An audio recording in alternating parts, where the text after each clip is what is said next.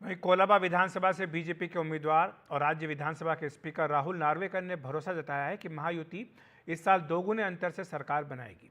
Resort politics को लेकर उन्होंने एमवीए पर निशाना साधा और कहा कि उन्हें पता है कि वो हार रहे हैं, इसीलिए होटल बुक कर रहे हैं।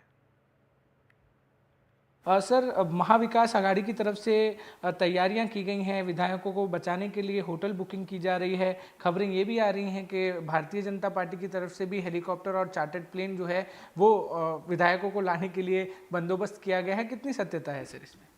देखिए, भारतीय जनता पार्टी की ओर से ऐसी कोई तैयारी नहीं की गई है और रिजॉर्ट पॉलिटिक्स करने की हमें कोई ज़रूरत नहीं है। हमारे विधायकों के ऊपर पूरा भरोसा है और सभी विधायकों का पार्टी की तरफ निष्ठा और भरोसा कायम है और इसीलिए हमें ये सब करने की हमें कोई ज़रूरत नहीं दिखती। सर, संजय राउत हैं, हर सुबह बोलते हैं, आज सुबह भी उन्होंने बात की। उन्होंने ये कहा कि महाविकास आघाड़ी जो है वो 160 सीटों पे जीत रही है और जो भारतीय जनता पार्टी और महायुति है वो ये चुनाव हार रही है। आपके अनुसार सर, क्या जो है वो आने वाले हैं आंकड़े, क्या होने वाला है, थोड़ा सा आपके उससे बताएं। संजय राउत जी जब बोलते हैं, ज़ोर ज़ोर से जब बोलते हैं, तब उनके मन में जो डर है उसके विपरीत वो बोलते हैं। जब उनको मालूम होता है कि उनका पराजय होने वाले है, तब वो ज़ोर ज़ोर से बोलते हैं हमारी जीत होने वाली है।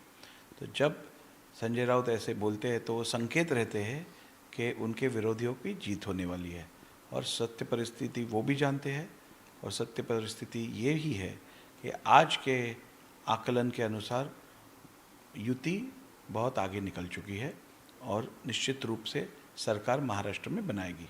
सर, आपका आंकलन क्या कहता है, कितनी सीट्स आएंगी महायुति की महाराष्ट्र में? मेरा वैयक्तिक आकलन जो मैंने किया है और जो अनुमान मैंने लगाया है, जो बातें मैंने राज्य के विभिन्न कॉन्स्टिट्यूंसीज से सुनी है, बात की है, उसके अनुसार मुझे पूरा विश्वास है कि महायुति 175 जगह पे विजय प्राप्त करेगी। सर, सबसे महत्वपूर्ण ये हो जाता है कि महाराष्ट्र की जो राजनीति है बेहद कॉम्प्लिकेटेड रही है, आज से नहीं वर्षों से रही है। पिछले कुछ सालों में जो गठजोड़ हुआ, जो पार्टियां वापस बनी या वापस भारतीय जनता पार्टी के साथ जुड़ी अलग तरीके से, तो बहुत सारे कॉम्प्लिकेशंस थे। हम पहले भी देख रहे थे चुनाव से पहले कि किस तरीके से सीट शेयरिंग फार्मूला को लेकर डिस्कशन हो रही थी, सारी चीज़ें हो रही थी।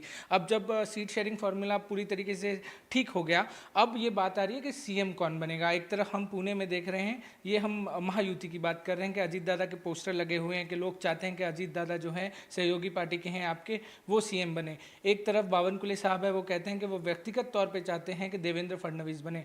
आपको क्या लगता है और आप क्या चाहते हैं इसमें? ये सत्य है कि हम ये चुनाव युति के माध्यम से लड़ रहे हैं। इसमें 3 प्रमुख पक्ष है, उनके साथ आरपीआई भी है हमारे साथ। ऐसे परिस्थिति में स्वाभाविक है, हर दल को ये लगता है कि अपना नेता मुख्यमंत्री बने।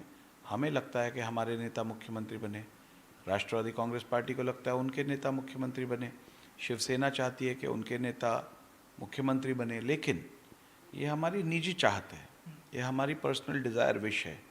लेकिन युति में जब हम काम करते हैं, अलायंस के रूप में जब काम करते हैं, चुनाव लड़ते हैं, तो अलायंस के लीडर्स मिलकर रिजल्ट के बाद इस विषय का निर्णय लेंगे।